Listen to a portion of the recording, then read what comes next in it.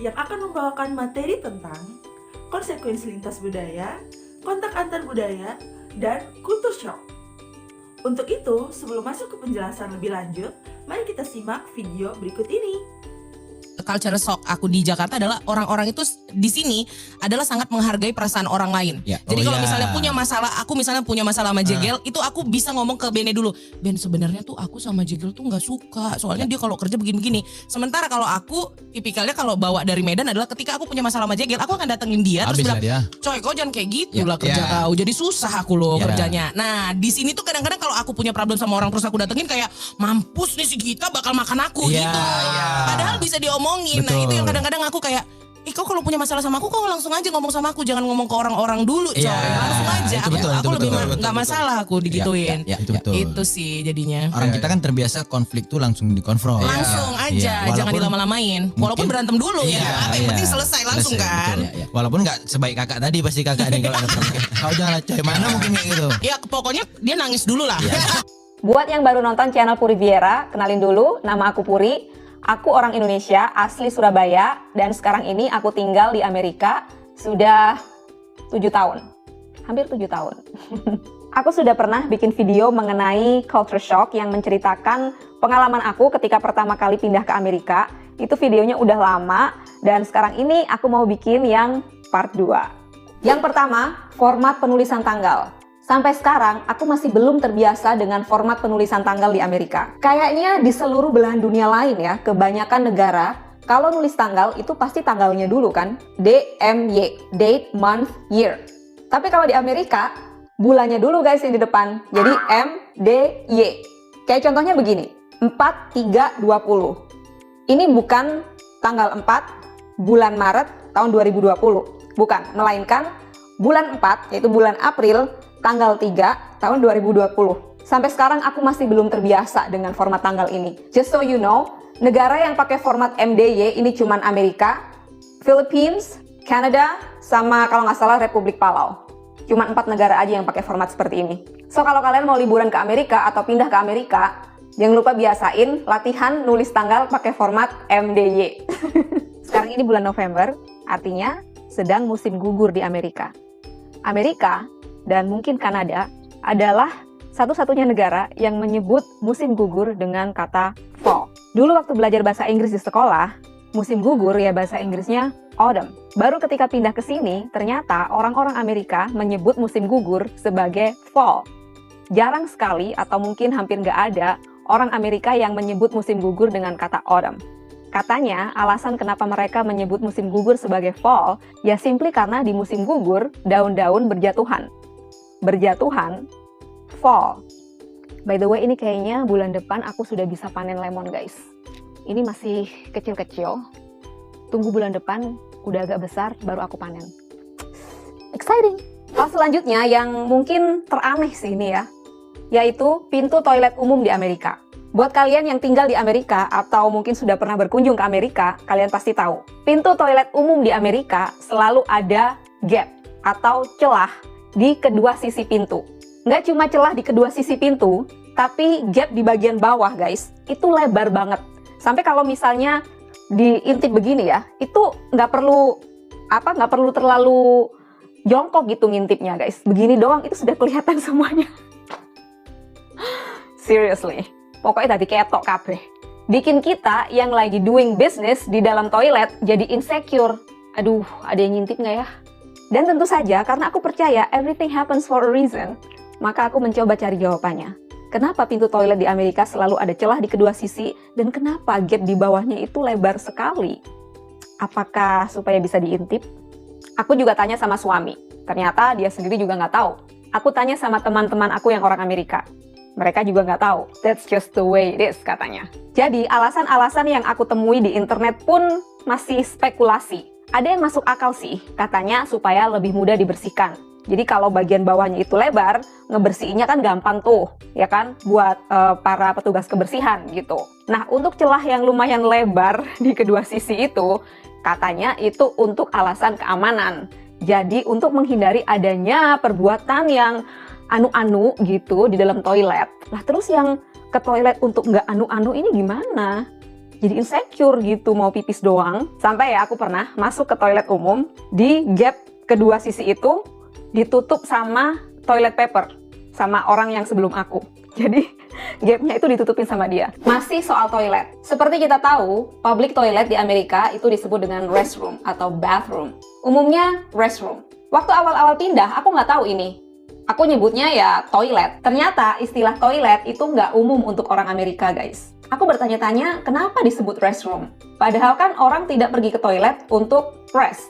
Ternyata memang dulu di tahun 1900-an, toilet-toilet umum di tempat-tempat mahal itu memang ada sofanya gitu loh guys. Ada tempat duduk untuk beristirahat gitu.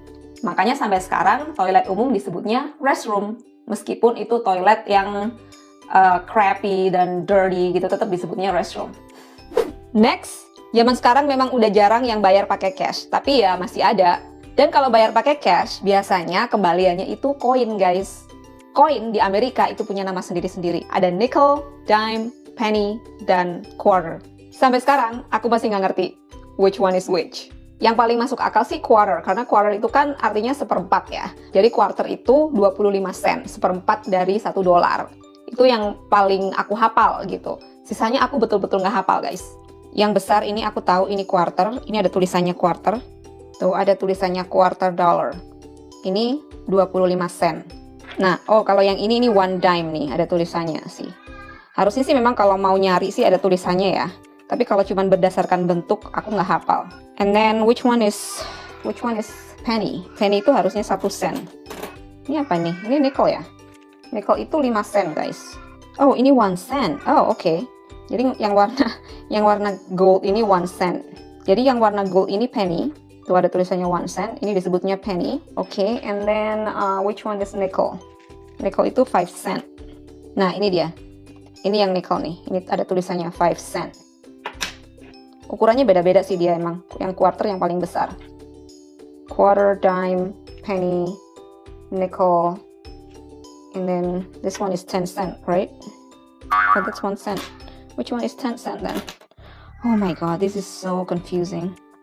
Seharusnya ada satu lagi 10 cent, but aku nggak tahu, I can't find it. I think this one is 10 cent. Oh my gosh. Yeah, I don't know guys. Jadi pernah ada kejadian, aku bayar pakai cash, dan si kasirnya ini nanya, do you have a dime? Dia nanya, do you have a dime atau do you have a penny? Aku lupa.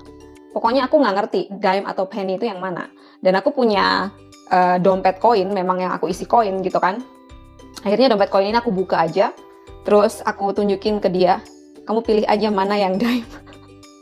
Karena aku bener-bener clueless, aku nggak tahu yang mana. So I'm glad sekarang aku hampir nggak pernah bayar pakai cash, which is a good thing. Selanjutnya, jadi waktu awal-awal pindah ke Amerika, aku tuh mau beli teko buat rebus air panas guys. Terus suamiku nanya, buat apa rebus air panas? Ya buat kalau bikin teh. Dia bilang, we don't do that here. Ternyata orang Amerika kalau rebus air panas itu pakai microwave guys. Bukan pakai teko, bukan pakai panci. Jadi airnya tinggal ditaruh gelas, terus dipanasin di microwave. Jadi deh air panas. Even dispenser yang panas dingin itu nggak umum di sini guys. Jadi di sini kalau air dingin langsung dari kulkas. Kalau air panas ya ngerebus di microwave. Jadi aku yang deso ini terheran-heran gitu dengan bodohnya. Hal selanjutnya yang bikin aku terheran-heran adalah makanan. Orang Amerika itu tergila-gila sama peanut butter. Everything peanut butter. Di setiap kulkas orang Amerika, most likely akan ada peanut butter. Sampai dijual peanut butter sasetan. Yang paling aneh buat aku adalah makan sayuran pakai peanut butter. I'm gonna show you. Jadi di sini aku ada batang seledri, peanut butter saset, dan kismis. Tutorial makan seledri pakai peanut butter. Jadi ini peanut butternya taruh aja di atas seledrinya gitu. Terus kismisnya ditaruh di atasnya. Something like that. Ini namanya ants on a log.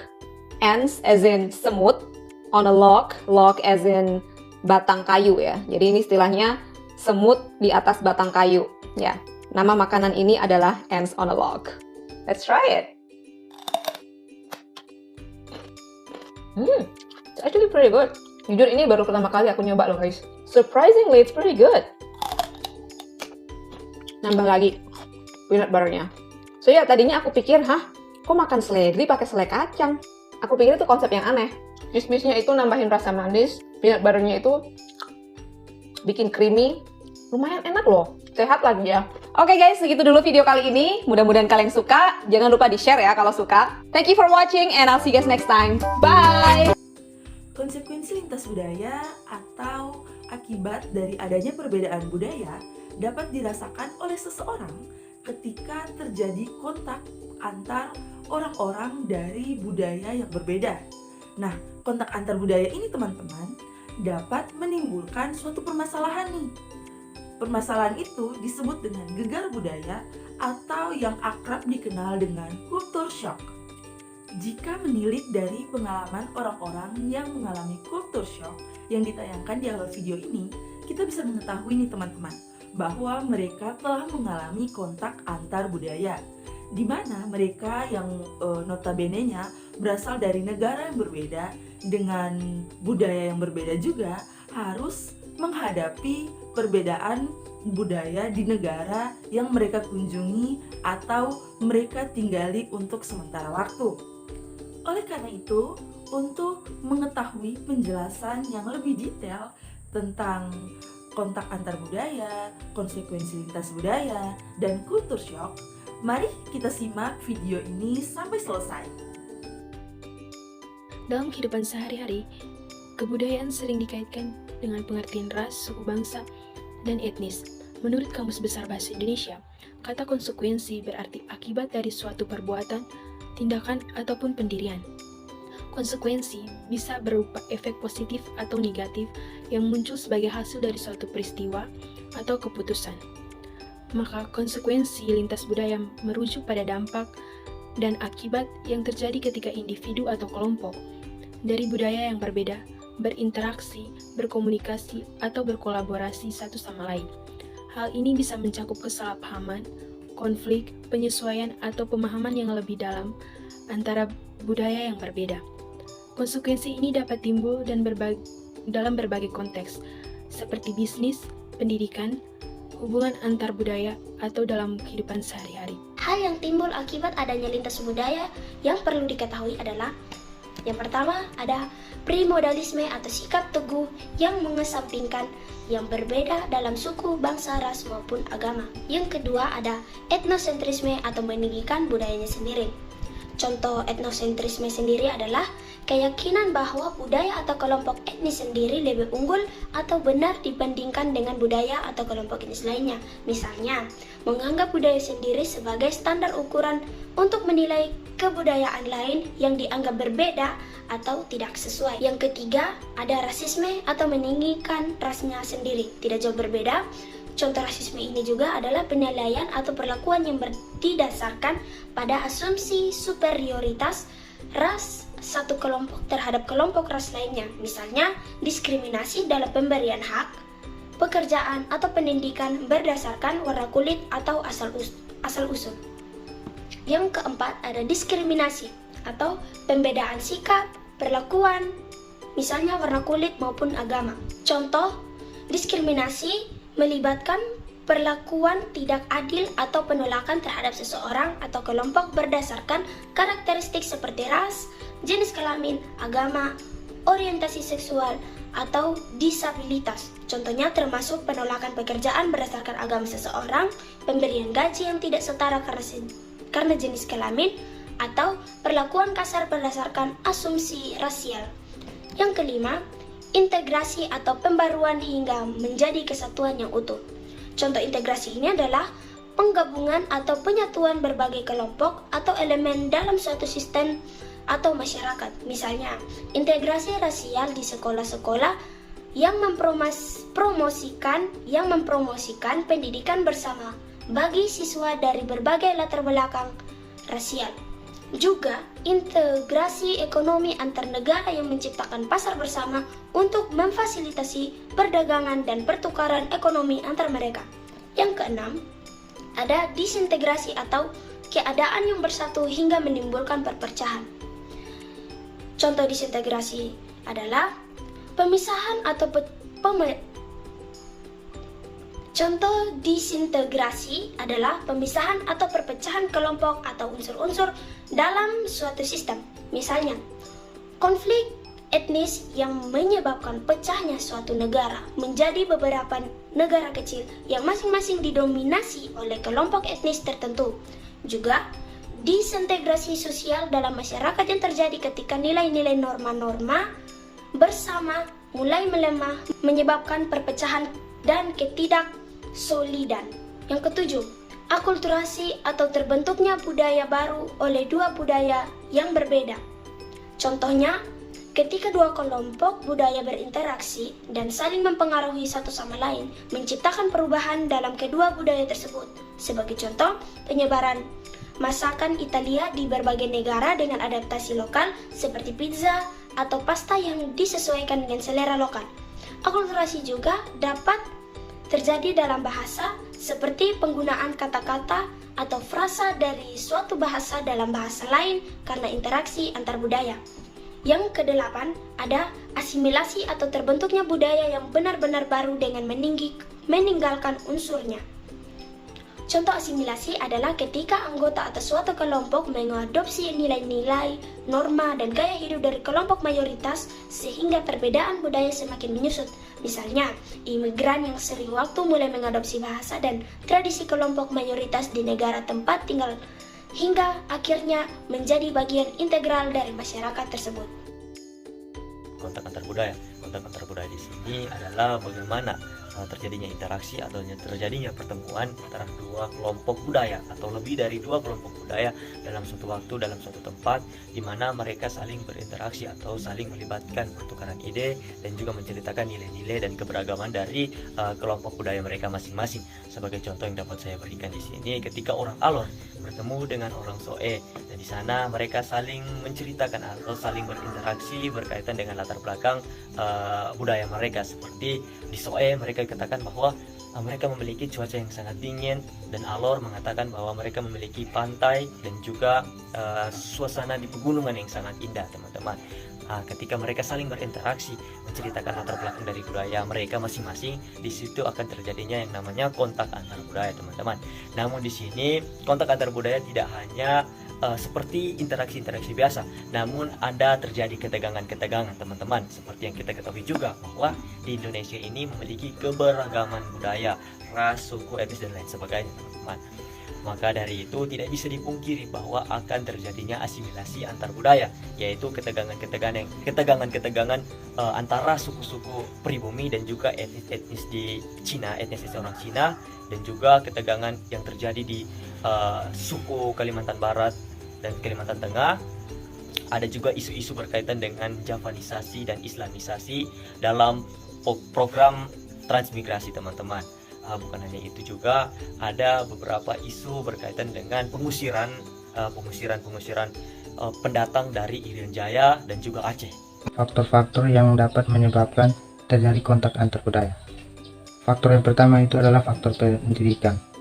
Contohnya seperti seorang mahasiswa dia pergi ke daerah lain atau negara lain untuk menempuh pendidikan. Nah, di situ akan terjadi kontak antar budaya dia dan budaya orang lain yang tinggal di daerah tersebut atau negara tersebut. Faktor yang kedua adalah faktor imigrasi. Nah, di sini contohnya seperti seorang penduduk pergi bermigrasi dari daerah yang padat penduduk ke daerah yang penduduknya belum terlalu banyak. Nah, di situ saat dia bermigrasi ke daerah itu, dia akan membawa budaya dia, dan di situ akan terjadi kontak antar budaya dia dengan budaya orang lain, orang yang di daerah yang dia kunjungi itu. Yang ketiga adalah faktor bisnis dan perdagangan. Contoh yang paling sederhana adalah pada saat zaman kolonial, di situ di mana Belanda, Inggris, dan Portugis itu membawa pedagang-pedagang dari negaranya untuk masuk ke Asia Tenggara untuk memperdagangkan dagangan-dagangannya. Nah, saat pedagang itu masuk ke wilayah-wilayah Asia Tenggara, di situ akan terjadi kontak budaya antar budaya yang dia bawa dari daratan Eropa ke Asia Tenggara. Yang berikut faktor bantuan internasional. Nah, di sini seperti contoh, pada saat di suatu negara terjadi bencana alam, biasanya negara-negara asing itu akan memberi bantuan internasional berupa relawan-relawan. Nah, di situ pada saat relawan pergi ke negara yang terkena bencana itu, di situ akan terjadi kontak antar budaya kedua negara tersebut. Yang berikutnya adalah faktor pariwisata. Nah, dari faktor pariwisata ini juga bisa membuat kontak antar. Faktor yang berikutnya adalah faktor pariwisata. Di sini contohnya seperti seseorang turis, dia pergi ke sebuah negara untuk berwisata. Nah, di situ pada saat dia berkunjung tempat atau negara itu, di situ akan terjadi kontak antara budaya satu sama lain, yaitu budaya dia dan budaya tempat dia berkunjung untuk berwisata itu. Hasil-hasil kontrak antar budaya, kebudayaan masyarakat dimanapun selalu mengalami perubahan. Terjadinya perubahan tersebut dapat disebabkan oleh masyarakat dalam kebudayaan itu sendiri maupun pengaruh dari luar kebudayaan itu, baik lingkungan, alam, fisik maupun budaya. Terdapat beberapa peristiwa perubahan kebudayaan. Ada 4. Yang pertama, keterlambatan budaya. Contohnya ketika teknologi baru diperkenalkan dalam masyarakat, nilai-nilai dan norma-norma budaya mungkin membutuhkan waktu lebih lama untuk beradaptasi. Misalnya dengan munculnya media sosial, nilai-nilai privasi dan etika dalam penggunaan media sosial mungkin membutuhkan waktu untuk berkembang dan diatur. Yang kedua, kelangsungan hidup budaya, contohnya pelestarian tradisi dan ritual. Upaya untuk menjaga dan melestarikan tradisi dan ritual budaya yang unik, misalnya upacara adat, tradisi tradisional, musik, dan seni rupa, yang merupakan bagian penting dari identitas budaya suatu kelompok. Yang ketiga, konflik budaya, contohnya konflik agama. Ketika terdapat perbedaan keyakinan agama yang membuat antar kelompok-kelompok budaya, konflik dapat timbul. Contohnya adalah konflik antar kelompok agama yang berbeda dalam hal praktik ibadah, moralitas, atau hukum agama. Yang terakhir, yang keempat, guncangan kebudayaan, dan contohnya perpindahan ke negara asing. Ketika seseorang pindah ke negara yang memiliki budaya yang berbeda secara signifikan, mereka mungkin mengalami guncangan kebudayaan. Misalnya, seseorang yang pindah dari negara barat ke negara timur dengan perbedaan bahasa, makanan, norma sosial, dan sistem nilai yang berbeda. Artian kultur shock. Jadi, perbedaan budaya yang terjadi yang dapat menyebabkan terjadinya gegar budaya atau kultur shock, yang mana gejala yang ditimbulkan dapat berupa perasaan tidak biasa yang berdampak langsung terhadap individu seperti menjadi stres. Kultur shock juga dapat dijelaskan dengan adanya kesenjangan antara budaya lama dan budaya baru yang dialami oleh seseorang, yang dapat menyebabkan kebingungan, kemudian menimbulkan pemikiran negatif terhadap keadaan baru tersebut. Di sini saya akan memberikan beberapa contoh untuk dari kultur shock itu sendiri. Pertama, dari negara Cina. Di sini kita orang Indonesia jika pergi ke Cina, itu ada kultur shock yang terdapat di negara Cina itu seperti toilet umum yang sangat kotor dan jorok, dan juga banyak balita yang menggunakan celana yang bolong di bagian bokong. Yang kedua, di negara Thailand.